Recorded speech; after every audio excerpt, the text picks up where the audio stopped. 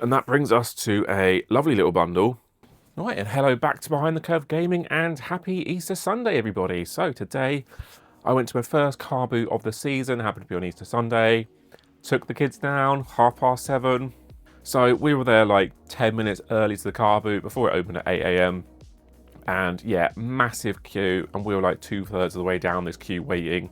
So it's just all about going in with the mindset of, if we get something, that's cool. Trying to make sure we're not, like, picking something up for the sake of it or overpaying necessarily. There's always a little bit of haggle room. So yeah, let's go in, and if we can get something for the kids or whatever, then happy days. We come away and we spent a mostly sunny morning walking around a field looking at stuff. Not bad at all, but very, very busy. So let's get into it, shall we? So obviously I've just gone into this boot sale with the aim of, look, if I can get some games for the collection, things for the collection, anything for the games collection, right, at all, whether it's Blu-rays and things or specific games that I might want, maybe even electronics like, a games console or something. We did see a couple, or just anything cool related to games and things, nostalgia, right?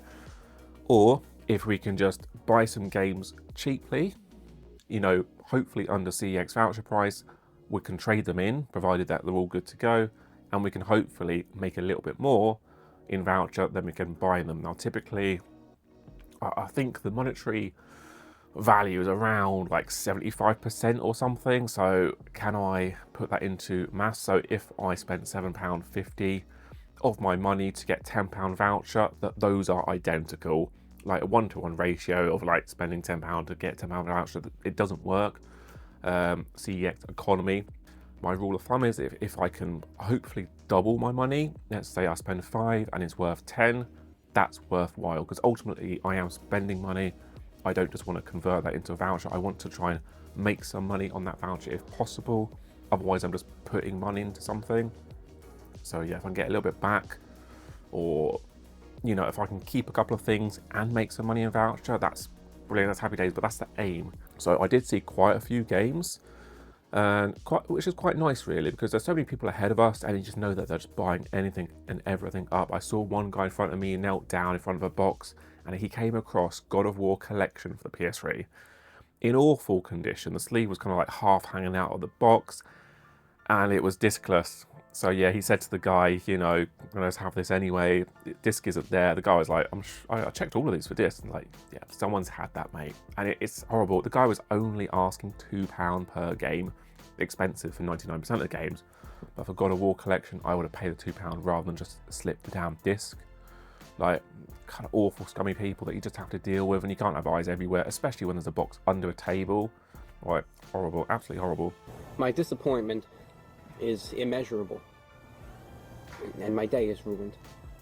Another guy was there, and I heard him admit that he wanted to take pictures of everything he sold because everything was currently online for sale.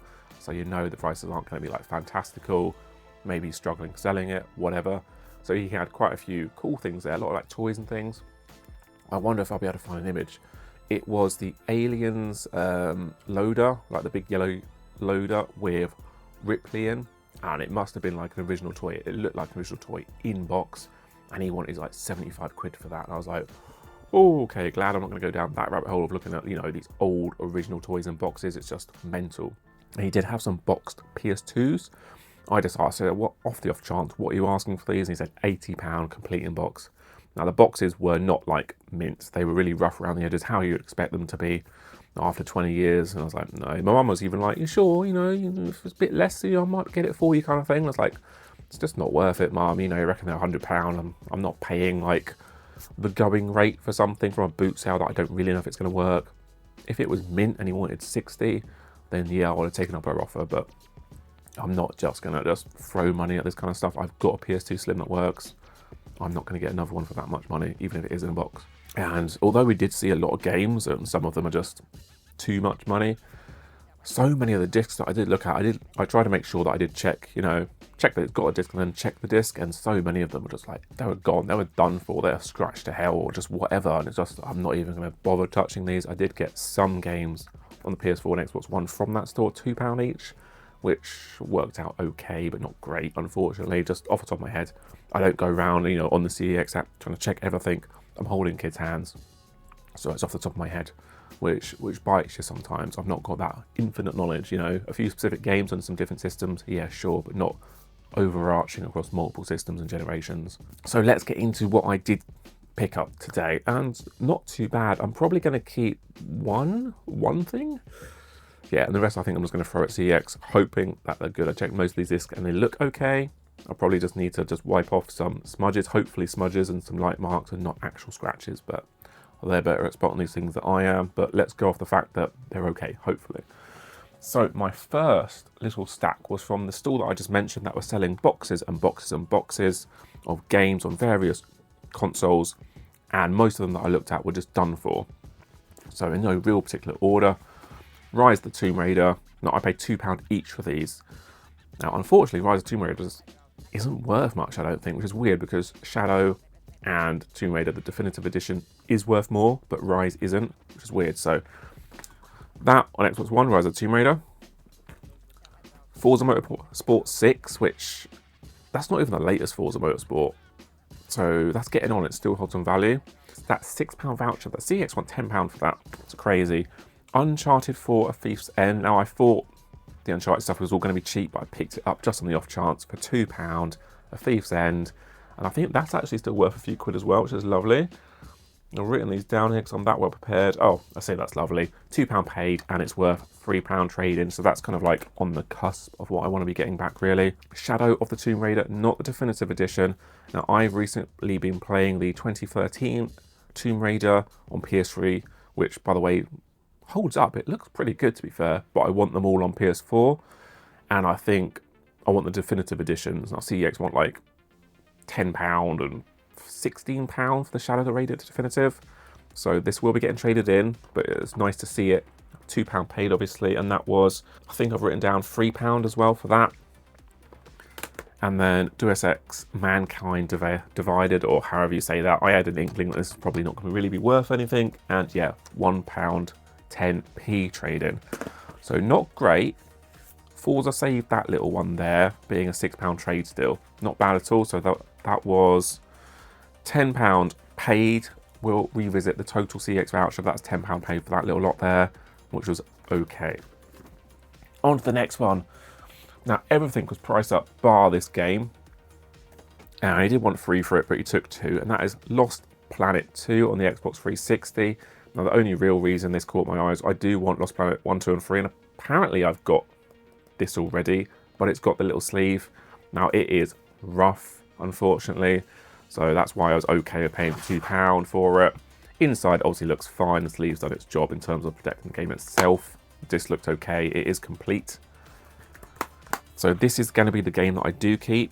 I will wipe this down, but ultimately I think it's probably done for. Didn't come up too bad. But yeah, so that's the one I'm going to add to collection. And I think that it's only worth 90p trade. So yeah, wipe it up. Add it to collection. It's okay. Semi-happy with that one. It's okay. And that brings us to a lovely little bundle. I think a kid was, let me count these up, 8 games I got. And I think these were 2 boys selling their games off of for Xbox One. And I think they had 11 games in total. I just had a little look through and I came across a lovely little beauty, which I knew was going to be worth it. And I asked, how much the games? £1 each. Ooh, £1 each. I was just like, yes, please. And they all looked good to me. I don't think I ended up checking all the discs because the few that I did check, they all looked good. This was, you know, a couple with their young sons just selling their games off. We paid £1 each for these. And I got 8 in total. I'm not saying they're all worth money, but there's a few of them which are lovely little pickups. Black Ops 3, they are worth a little bit of money. Actually, you know, 2 on 360 is a £10 game. I saw that for £3. It would have been a £6 trade. Looked at the disc. It was too rough. I wasn't taking a chance on that, unfortunately. But yeah, keep an eye out for Black Ops. If you can get them really cheap. Some people do sell these off for like really cheap, but 3 and 4, even on Xbox One and PS4, can be a few pound trade. So I think that off the top of my head is possibly free. Yep, that is a £3 trade. Lovely. Rise, Son of Rome. Now, I think this started to creep up and then crash back down again. I believe I do have this in the collection. I want to say this was a, day 1 2013. So this is actually a launch title for the Xbox One only, as in not PlayStation at least. Unfortunately, that is only £1 and 10 pence, but it's okay. It's okay. This was a dud. Mass Effect Andromeda. I'm pretty sure this was a crappy, buggy game when it released. I have no idea if they made it any better. But I just thought, on the off chance that maybe not many people picked it up and it's actually worth a little bit more money than it should be, it is not. It is 70p. So again, one of our less good pickups, one of our fails, shall we say. Let's call it what it is, shall we? Jedi Fallen Order. I was a bit worried about this one maybe only being like £2 or £3. I think this one's okay though. It's not. I think it's like a £4 game. They only give you £1.10 for that. So we're struggling so far in this, aren't we? We are struggling. And then I mentioned to my boy, this might be a game that you enjoy, because I enjoyed playing this, I think, on the PlayStation 2, possibly. Worms Battlegrounds. Worms is a lovely, fun series for the family, or just co-op. And thankfully, I think that's worth a few more pounds. £3 trade. Lovely jubbly. Now, I don't actually have these next two. I've got Assassin's Creed Origins, but not Odyssey. And I think Odyssey is the one that I do want. Odyssey for the Xbox One, which is a good pickup there, because that is £3 again. So £1 paid for all of these, remember? And that's a £3 trade. I do want that, but it's like, do I have it for the Xbox or do I have it on the PlayStation? At the moment, the PlayStation's holding that novelty factor. I'm more likely to pick up the PS4 than I am the Xbox One, but more often than not, the Xbox is a much cheaper option. And I've got an Xbox One X, you know, and this is enhanced for One X, whereas I don't have a PS4 Pro, I've just got a Slim. So it's going to perform better on the Xbox. And I've got it right here. I don't know yet. Novelty of the PlayStation's a pull though. I do want to collect for that rather than the Xbox One, unfortunately. And the other one, Black Flag. Now, I like to try and keep my eyes out for some of these games. This game would have been primarily for the 360 and PS3, the previous generation. But sometimes, some of these crossover titles, where they were mostly the previous generation, but they did also release on the new generation, sometimes they're more expensive than you'd imagine. Because this would only be a few pound, it would, you know, it'd be fodder on the 360 or PS3. You come across it quite often. Although I believe Black Flag is one of the better in the series, so this one might not be the perfect example. But that on the Xbox One is a £6 trade, which I can only assume means it's a £10 game at CEX. So that is lovely jubbly. I think I've got it on PS3, but I want to try this. I know my wife's tried starting Black Flag 2 or 3 times. We might have it digitally on the Xbox, and I know it's supposed to be good, but I've not got into it. I've not managed to get into it. I don't want to add it to some sort of imaginary backlog. We'll get there eventually if I do want to play it, but for now, £1 is a £6 trade. And the pièce de résistance, this is the one that I saw, and I just, as soon as I said, how much do you want for these? And I knelt down beside this box, just, you know, claim it, you know, and make sure no one else is going to like jump in. Red Dead Redemption 2 for £1 on the Xbox One. Absolutely wonderful. Now PS4, I think CX want 20 quid for this. Xbox One, they still want 15. So this is actually a £9 trade-in. That's lovely. Now I did play Red Dead on the 360 when it came out. It's got the manual in there. It's got the insert at least. And it looks okay. But unless it's supposed to be, oh no, good. I was worried there. It's supposed to be a 2-disc game. And I was like, shit, I've only got 1 disc. I have got the install disc and the play disc. So thank God for that. But there we go. I think that's effectively complete. I don't think it necessarily came with a manual. But lovely, £1 into £9 of any luck. Lovely jubbly. Again, a game that I will probably eventually get round to playing, but it's not what I want right now. So there we have it. And that does round us up for the game. So I didn't go in thinking I'd get much, but I got, well, I spent £20 on the bundle, and that is 5, 6 plus 8. £20, and I think I got 14 games. Not bad going. I will probably just keep the one and trade the rest in. Now, £20 paid. If I then take off Lost Planet 2, which is the one that I do want, which is only 90p.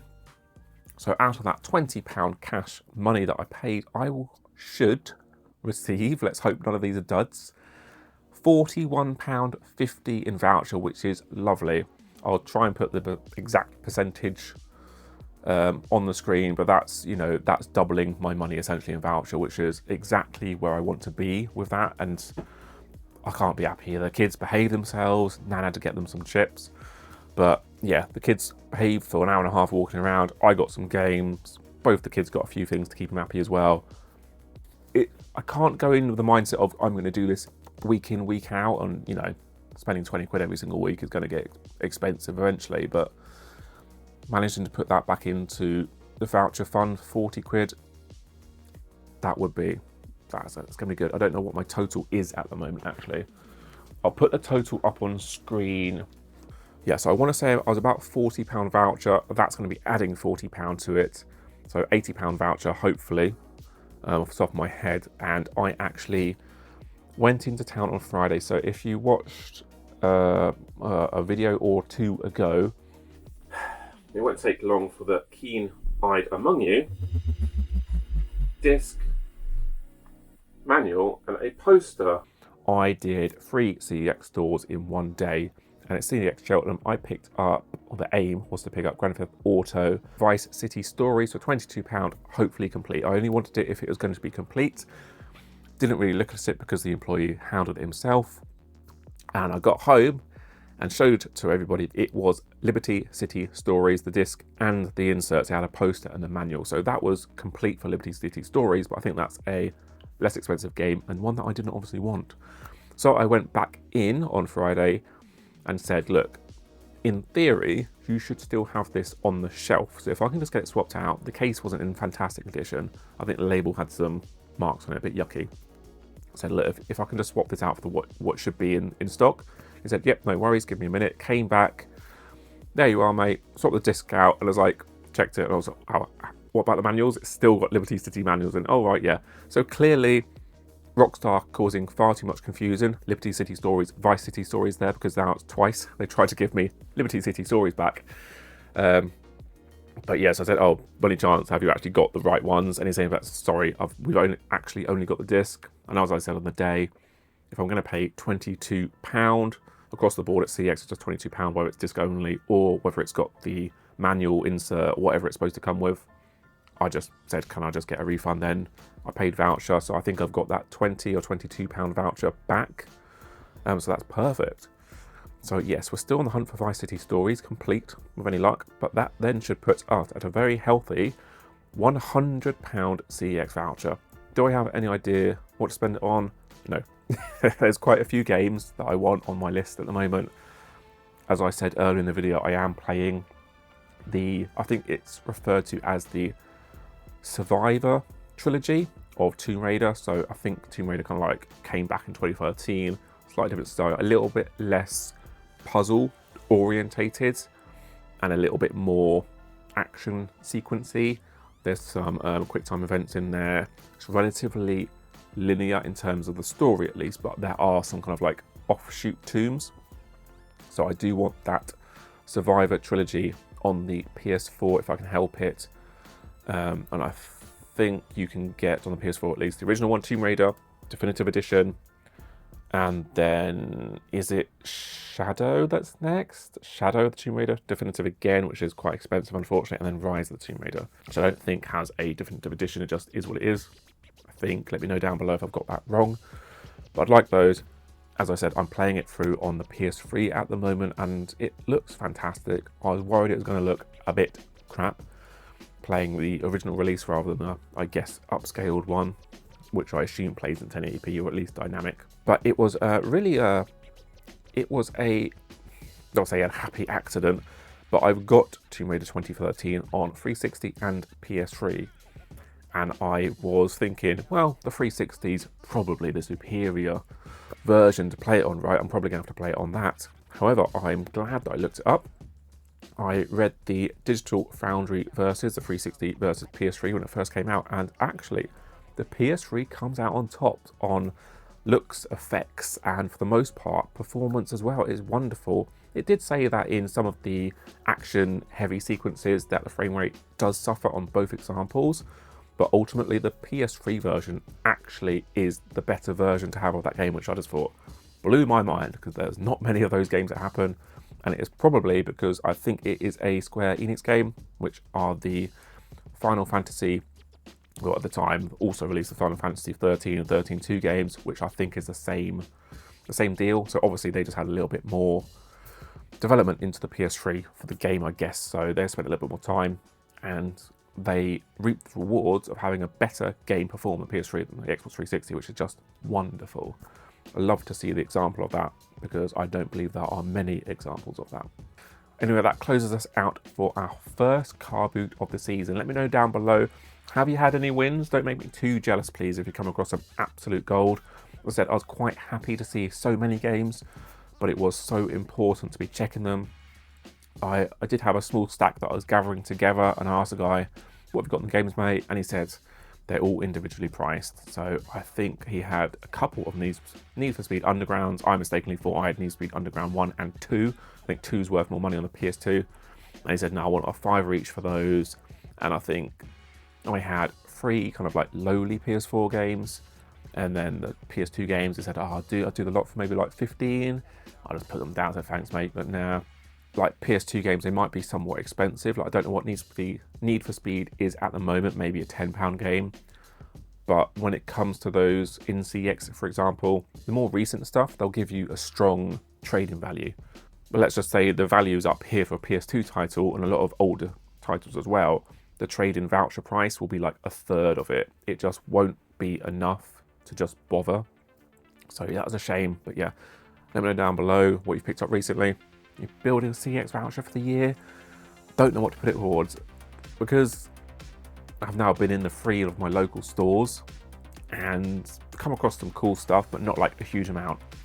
And out of the things that I still want that are on my list, say 15 or 20 games that I've got on my list currently, those 3 stores don't have them. So I'm going to have to start doing some CX lotteries, at which point, you know, that voucher can very quickly melt away. It's all too easy. I hope you enjoy the video. Please do remember to like and subscribe to the channel, and I hope to see you in another video. Thank you so much.